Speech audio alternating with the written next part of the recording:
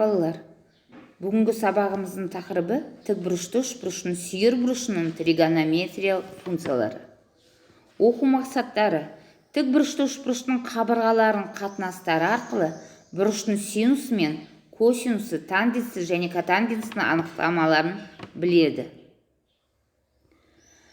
Бағалау критериялары: синустың, косинустың, тангенстің және котангенстің анықтамаларын біледі. Сүйір бұрыштың тригонометриялық функциялары тікбұрышты үшбұрыштың қабырғаларын өлшемдерінен тәуелді емес екенін түсінуге тиісті.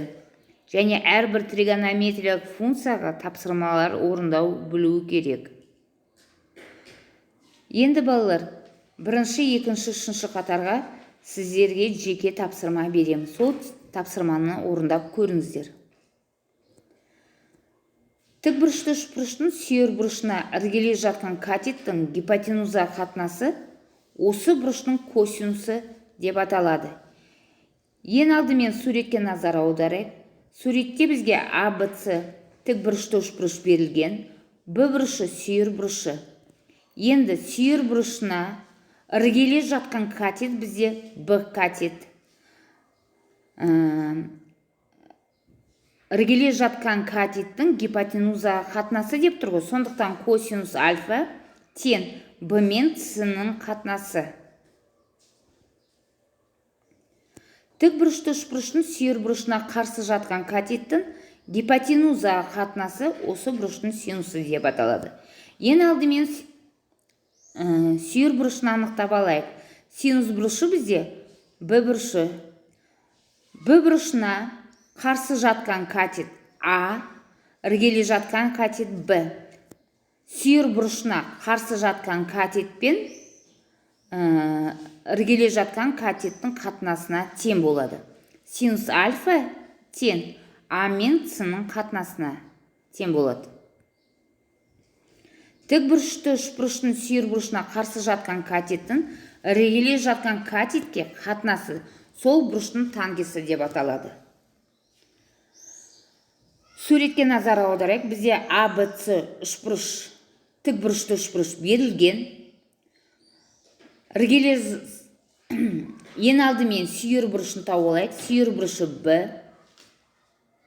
Сүйір бұрышына қарсы жатқан катет бізде А қабырғасы. Іргелес жатқан катеті Б. Тангенс альфа тең А мен Б-ның қатынасы. Тікбұрышты үшбұрыштың сүйір бұрышына іргелес жатқан катеттің қарсы жатқан катетке қатынасы сол бұрыштың котангенсі деп аталады. Котангенс альфа керісінше Б мен А-ның қатынасына тең болады. Енді балалар, біз сіздермен синус альфа, косинус альфа, тангенс альфа анықтамаларының мынандай ережелер шығады. Анықтамаларынан мынандай ережелер шығады. Мысалы, альфа бұрышына қарсы жатқан катет гипотенуза мен синус альфаның көбейтіндісіне тең. Альфа бұрышына іргелес жатқан катет гипотенуза мен косинус альфаның көбейтіндісіне тең. Альфа бұрышына қарсы жатқан катет екінші катет пен тангенс альфаның көбейтіндісіне тең.